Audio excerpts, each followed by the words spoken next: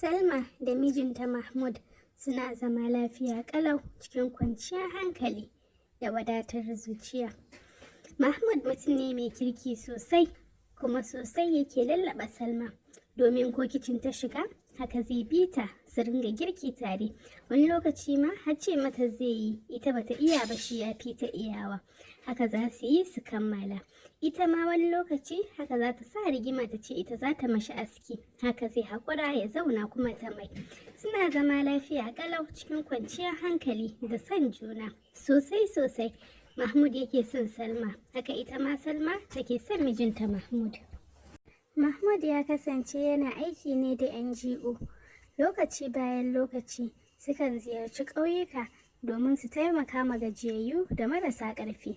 A duk lokacin da Mahmud zai tafiya, hakanan Salma take shiga cikin damuwa sosai sosai, domin shi mutum ne da inda yana tare da kai dole zaka san yana nan. Suna zaman su lafiya ƙalau, kwatsam sai Salma ta kama da rashin lafiya. Asibiti aka kai ta aka mata 'yan gwaje-gwaje sannan aka rubuta mata magunguna. Ganin cewa Mahmud ba zaman gida yake ba tunda yana zuwa aiki, yasa ya ce bari ya kai ta gidansu, saboda ko ba komi a can akwai masu kula da ita. Ai kuwa haka aka yi. Su Mahmud ne suka tashi a aiki inda ya shiga tunanin yadda zai samu abinci tunda yau Salma ba ta gida. Ai kuwa sai ya ce bari ya tafi inda ake sayar da abinci a ofishinsu, tun da gaba ɗaya ma'aikatan wurin a wajen suke zuwa cin abinci. Hanya ya kama ya tafi wurin, sannan ya ba da odan abin da zai ci. Rahina, ɗaya daga cikin ma'aikatan wurin, ita ta karɓi odar shi. Cikin rawan jiki ta shiga kicin ɗinsu inda ta saka mashi abinci, sannan ta ɓoye a lungu ta barbaɗa wani abu a ciki, domin ita gani take kai wannan ai ta samu ƙusa yau, ga kyau kuma da alama kuɗi sun zauna. Ai kuwa ta kai mashi abinci, shi kuma dama yunwa yake ji, a take ya fara cin abincin shi, hankalin shi kwance. Ko da ya kammala cin abincin, gida ya tafi, domin yau a gaji yake jin shi, kwata-kwata ba shi da ƙarfin da zai iya zuwa ya je ya dubo jikin Salma. Ita ko Rahina ko ta tashi daga wurin aiki, wurin bokanta ta tafi a wurin gurmin daji. A nan ta faɗa mashi ita ta yi kamu, ai kuwa ta sa shi aiki akan wanda ta samu ɗin. Tunda Mahmud ya farka daga bacci, ya kasa gane kanshi, ga wani tunanin yarinyar da ya gani a gidan da ya je cin abinci da yake ta yi, har Allah yake gobe ya zagayo ko dan ya je ya ganta. Kwata-kwata baya ma tunanin matar shi Salma. Ita ko Salma a nata bangaren, tunda ta ga yamma ta yi har dare ta yi shiru, ba Mahmud ba alamun Mahmud, sai ta shiga damuwa sosai. A da kusan kowane minti suna tare a waya, amma yau shiru ko kiran babu. Haka ta kokarin kiran shi, amma baya ɗagawa. Gaba ɗaya hankalinta ne ya tashi, sai gabanta ne ta je na ta dukan uku. Sai ta istighfari a hankali, a haka har bacci ya kwashe ta. Lokaci ne ya yin sauri a wurin aiki, inda Mahmud yake ta Allah su tashi. Aika suna tashi ya ƙara komawa gidan abincin, inda ya ga wannan yarinya. Ita kuma tana ganin shi cikin zumuɗi ta zo da sauri, sannan ta tambaya me za a kawo mashi. Faɗa mata ya yi, sannan ta je ta sako, ko da ta kawo wannan karan ma sai ta tsaya ta barbaɗa abin da za ta barbaɗa, wato kullum ta karɓa a wajen bokanta a jiya da ta tafi. Hakanan ta kawo mashi, shi kuma ya so mace. A lokacin ne ta juya za ta tafi, sai yake tambayanta ne ko ya sunanki. Cikin jin daɗi ta ce mata sunanta Rahina, sannan ya ce kina da waya, ta ce mashi ya ce to da Allah saka min nan banki. Ai kuwa haka aka yi. Da yamma ta yi, wayan shi ɗauko inda ya kira Rahina a waya, suka gaisa, sannan ta kwatanta mata inda gidansu yake, domin ce mata yayi yau zai zo ya ganta. Ko da ya tafi ya faɗa mata ita shi yanda yake mutuwar santa, kuma yake so ya aure ta. Aiko Rahina cikin jin daɗi ta ce mashi ai ba komi, ita a duk sanda ya shirya ita ma a shirye take. Ai kuwa haka ya koma gida domin ya sanar ma iyayen shi ya samu mata aure. Duk wannan abin da ke faruwa shi kwata-kwata ya mamanta da batun Salma, domin kuwa ya mamanta ma da maganar wani yana da aure. Gani yake a yanzu ne zai yi aure. Washe gari ranar Asabar da yake babu aiki ya tafi gidansu, inda bayan sun gaisa da mahaifin shi yake sanar mai cewa yana so ya yi aure. Mahaifin shi ne mamaki kwarai domin duba da shekarun da suka yi aure shi da Salma kwata-kwata ba su wuce shekara 2 ba. To, amma kuma ba abin da zai ce domin Mahmud ba yaro ba ne. A take ya tambaye shi, ni kam ya jikin Salma? Sai ce mashi yayi jikinta da sauki, shi kwata-kwata ya mamanta da wani maganar Salma. Sai baban ne ya ce mashi to yaushe za ka ɗauko ta? Sai ya ce insha Allahu daga nan in na tashi gidansu zan je. Ya ce to shikenan, Allah ya ƙara sauki. Sannan ya ce amin, inda suka yi sallama da baban. Yana fita wayan Salma ya kira, ita kuma ganin kiran shi sai da hawaye ya fita idanta. To ko me ya same shi kwana biyun nan? Haka dai ta ɗauki wayan. Tana ansawa sai ce mata yake, ki haɗa kayanki, gani nan zan zo in ɗauke ki. Kan ta ansa kawai ya kashe wayan. Kallon wayanta ta yi cike da mamaki. To ko me ya same Mahmud haka? Abin da take ta tunani kenan. Haka dai ya je ya ɗauko ta. Dawowanta gida ta tarar da sauyi da yawa game da Mahmud, amma ko da ta mashi magana sai ya ce shi ba abin da ke damun shi, lafiyan shi kalau. A wannan satin ne aka je neman Mahmud a wurin Rahina, inda iyayen Rahina da Mahmud da ita kanta Rahina suka buƙaci a ɗaura auren a sati mai zuwa, domin su ma iyayen sun gaji da halin Rahina. Saboda Rahina yarinya ce mai son duniya sosai, ta taso a gidansu mahaifinta ba shi da arziki. A lokacin ne ta alƙawaranta maranta auren mai kuɗi ko ta halin ƙaƙa. Duk wannan abin da ake Salma bata sani ba, sai bayan da Mahmud ya dawo ya zaunar da ita yake gaya mashi shi fa aure zai yi. Sosai Salma ta shiga tashin hankali. Fashewa ta yi da kuka. Mahmud ya juya zai tafi, kawai sai ya ji abu na mai zafi a zuciyan shi. Shi dai ya san ba son Salma yake ba, to amma me yasa baya iya jure ganinta tana kuka? Haka nan ya koma dai ya dinga lallashinta. Sati na zagayowa kowa aka ɗaura auren Mahmud da Rahina. Sosai Salma ta ji ba daɗi, amma haka ta danna zuciyanta ta yi haƙuri. Ita kuma Rahina ko da ta zo gidan haka ta ci gaba da mai barbaɗe-barbaɗe a cikin abinci, domin kuwa so take kwata-kwata ta karkatar da hankalin shi ya daina ma tunanin wata Salma. Yanzu Mahmud kwata-kwata baya zuwa wajen Salma. Sati 2 bayan auren Mahmud da Rahina, Salma ta fara rashin lafiya kuma. Gadan-gadan aka tafi da ita asibiti. Ana zuwa aka tabbatar Salma tana da ciki wata 2. Bayan dawansu Mahmud ya yi ta murna, ya dinga nan da Salma. Ita kuwa Rahina ganin hankalin shi ya ƙara komawa gun Salma, ya sa ta kira boka a waya. Ta mashi magana inda shi kuma ya buƙaci lallai wannan aiki sai ta zo da kanta. Rahina ce ta kwasa ta je wurin boka, inda ta nemi a lalata cikin Salma. Da boka ya nuna mata hakan ba zai yiwu ba, domin akwai haɗari sosai tattare da hakan. Sai ta ce to kenan a neman mata hanyar da za a bi Salma ta bar gidan gaba ɗaya da ita da abin da za ta haifa. Boka ya ce to kenan wannan kuwa zai yiwu. Nan take suka fara 'yan tsaface-tsafacen shi, inda ya bata 'yan kulle-kulle, sannan ya bata wani fitila ya ce ta tafi da shi za ta yi aiki. Ai kuwa haka ta fita. Ko da ta koma gida kamar yadda boka ya faɗa, haka kuwa ta yi. A daren ranar boka ya tashi ya dinga yin tsaface-tsafacen shi a cikin wata tsuntsuwa, ko da ya gama haka ya ɗaga tsuntsuwar sama ya cilla ta a iska. Firgigit Salma ta farka daga bacci, wani mummunan mafarki ta yi. Kwata-kwata ba ta cikin hayyacinta, haka ta miƙe inda ta nufi wardrobe, ɗauko wani abaya ta yi, ta yafa gyale. Kawai sai gani take tana fita daga ƙofar gidansu. Haka dai ta yi ta fita, sai da ta kai bakin gate, sannan ta waiwayo, ta kalli gidan, sannan ta ƙara juyawa, ta ci gaba da tafiya. Ita kanta ba ta san inda take tafiya ba. Washe gari da sassafe, sai ga Rahina ta fito, ta leƙo bakin gate ɗin. Sai waiwaye take, ta kalli dama, ta kalli hagu, murmushi ne kwance a fuskanta, so take ta tabbatar Salma ta yi nisa da gida. Ko da Mahmud ya farka da safe, bai tambayi inda Salma take ba, domin kuwa ita Rahina ta sa bokanta ya yi asirin da hatta iyayenta za su manta da an taɓa yin wata wai ita Salma a duniyan nan, don haka ba wanda zai neme ta, ba ma wanda ma zai yi tunaninta bare har a neme ta. Bayan 'yan watanni, Salma ce akan hanya, tafiya take yi bata san inda za ta ba. Kana ganin ta gaba ɗaya ta canza kama, ta fita hayyacinta.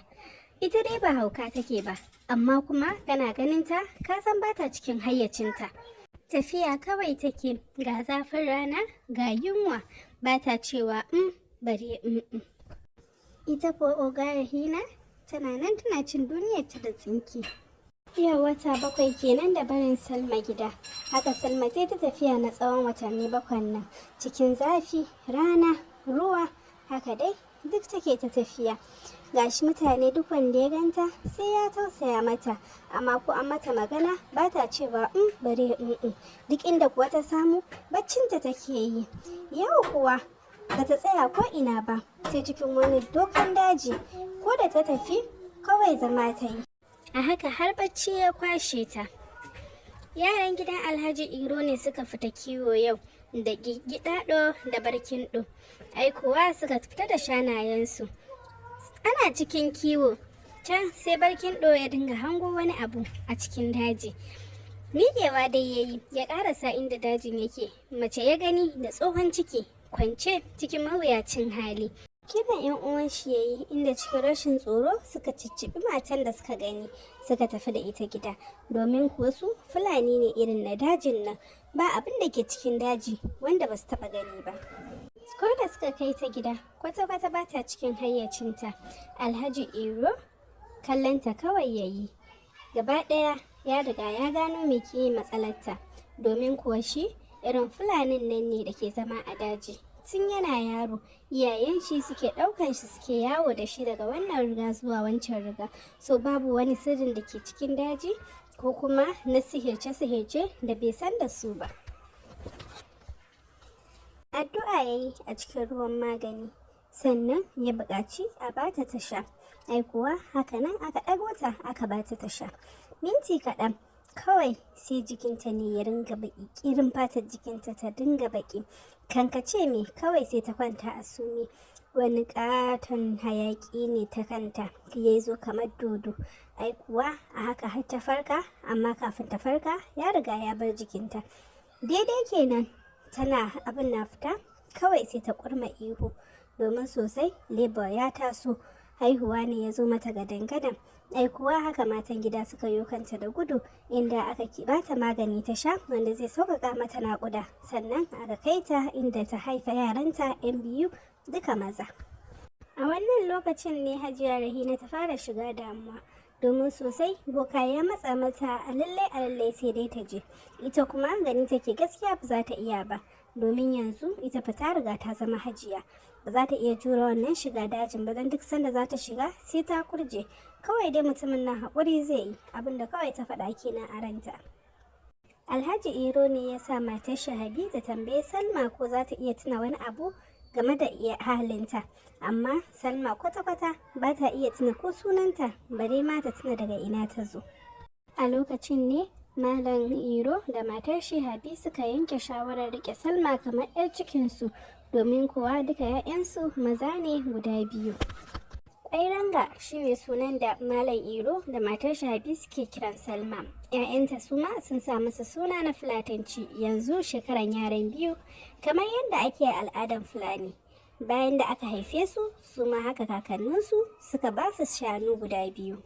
Ko da yaran suka shekara 4, su ma da su aka fara fita kiwo, domin a koya musu yadda ake kiwo. Yau ranar Juma'a ya kasance Mahmud zai yi tafiya domin wani aiki da suke da shi a wani ƙauye, za su je haƙar rijiya ma ƙauyen. Ai kuwa suka kama hanya suka tafi. Ita kuwa Ƙwairaga yau ta fita ta je ɗebo ruwa. Fitowar Mahmud daga cikin mota ke da wuya, sai suka yi ido 4 da Salma. Ita kuwa rikicewa ta yi tare da sake bokitin da ke hannunta, ta ɗaura hannunta aka. Bata ankara ba, kawai sai jinta take ta zube, kawai sai ga Salma nan ta suma. rugawa ya a guje domin ya tare ta, amma kafin ya karasa tuni matan da ke bayanta sun yo kanta da gudu inda suka kawo mata agaji. Cicciɓar ta suka yi gidan Malam Iro da ita cikin sauri. Ganin haka ya sa Mahmud ya bi bayan su shi ma cikin hanzari, mutanen da suka zo tare suna mara mai baya. Malam Iro yana zaune a tsakar gida ya ga mutane sun yi cikin gidan shi da gudu. Tashi ya yi cikin gaggawa ya dakatar da su. Dakata malamai, ina zuwa. Mahmud ne ya shiga inda yana nuna Salma yana ce mashi Salma.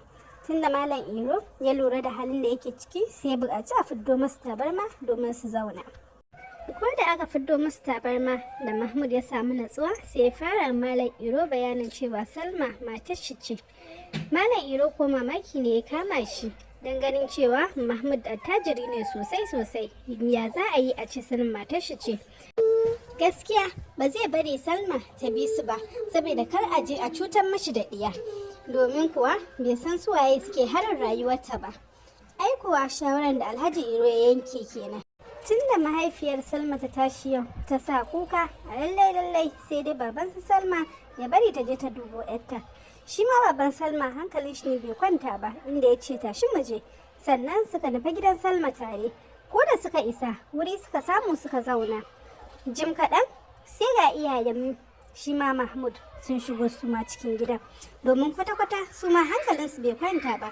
Tun da mamar Mahmud ta yi wani irin mafarki mummuna da Salma, sai jikinta bai bata ba. Ta ce kai sai ta zo gidan ta ga Salma, ta ga kuma yanayin da take ciki. Hajiya Rahina da ke zaune ko a cikin ɗakinta bata ma san da mutane na cikin gidan ba. Ita ce ta ji abu ya tsikare ta. Jim kaɗan kawai ta tashi da gudu a zabure tare da tuɓar ɗan kwalinta.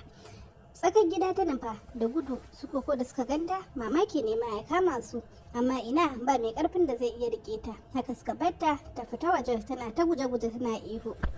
Ita kuwa Salma ko da ta farka Alhaji Iro ne ya buƙaci ta fito domin ta ga mutumin. Ko da ta fito kuka ta fashe da shi, da aka tambaye ta dalili ta ce wannan shine mijinta. Godiya suka yi ga Allah, inda gaba ɗaya suka yi farin ciki domin da alamu ta dawo hayyacinta kuma yanzu ta tuna ko ita wace ce. Mahmud ne ya dinga kallon 'ya'yan shi cikin farin ciki, yana wani jijjan su jiki. Su kuwa 'yan biyu tsoro ne ya kama su, don su ba san shi ba kuma ba su taba ganin shi ba. Ya za a ci mutum ya zo yana wani daddakuna su. Kallon mamansu suka yi tare da Habi, inda suke mata fulatanci suna cewa su fa ba su san irin wannan abin. Dariya Salma da Habi suka kwashe da shi, domin kuwa Salma tsaf bata manta da fulatancinta ba, kuma bata manta da zaman da ta yi da su Habiba da Alhaji Iro da kuma 'ya'yansu. Mahmud ne cikin zumuɗi ya buƙaci a bashi matar shi domin su koma gida. Alhaji Iro ko ya ce a sam bai san da wannan zance ba. Yanzu abin da za a yi sai dai a haɗa a tafi da shi da Habi da kuma ita Salman da 'ya'yanta guda biyu domin su je su ga inda zai ajiye sa, saboda kar a kuma abin da ya faru. Hakanan dole Mahmud ya yarda. Alhaji Iro ya je ya kura a daka ya ɗebo kayan shi wanda yake shiga da su birni ya saka. Ita kuwa Habi a ɗaki ta ajiye Salma, sannan ta fiddo kayanta na ƙasan akwati ita ma ta miƙa wa Salma ta ce ungo saka wannan da su nake shiga birni. Ai kuwa haka Salma ta saka, suna ta koke-koke ita da Habi na rabuwa da kuma sabo da suka yi da juna. Shiga mota suka yi suka kama hanya inda 'yan ƙauyen kowa ke bin su da fatan alheri. Isar su gida suka gano mahaukaciya ta yiwo kansu da gudu tana zuwa, kowa kallonta ya tsaya yi cikin mamaki. Tun da gate a rufe mai gadi ya rufe sai ta kasa fita, shi yasa ta yi ta haukanta a cikin gida. Shi kuma Mahmud kallonta ya dinga yi cikin rashin sani, yana wace ce wannan. Salma ce ta kalle shi cikin mamaki inda ta ce mashi Rahina ce mana matarka. Shi kam ba zai iya tuna lokacin da ya aure Rahina ba, kawai gani yake kamar Salma wasa take, shi yasa yayi banza da al'amarin kawai ya shiga gida. Ko da suka shiga suka tare da iyayen shi da iyayen Salma zaune a falo. Shigan su ke da wuya, kowa ya samu wuri ya zauna, inda aka fara maimaita abin da ya faru da abin da ya samu Salma. Haka aka shiga jimami sosai tare da jajantawa juna abubuwan da ya faru. Alhaji Iro ne ya gyara murya inda ya fara bayani kamar haka. Sihiri gaskiya ne kuma yana kama mutane, amma ku sani sai idan har Allah ya yarda. Sannan Mahmuda da ita Salma sun yi sakaci sosai da ibada. Domin kuwa akwai addu'o'i da dama da ake karantawa domin a nemi tsari daga shaidanu da mutane mabiyansu. A kullum safiya akwai addu'an da ake yi kamar su hasbiyallahu la ilaha illa huwa alaihi tawakkaltu wa huwa rabbul arshil azim. Idan ka karanta su 7 da safe, Allah zai kare ka daga sharrin duk wani abu mai shari tun daga safe har zuwa maraice.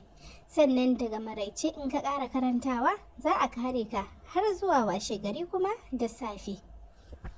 Sannan ku kasance masu yawan zama cikin alwala, domin kuwa ita ma wata kariya ce ga ɗan adam, musamman a lokacin da za ku kwanta bacci. Sannan ku yawaita karatun alƙur'ani, musamman suratul baƙara a kullum rana.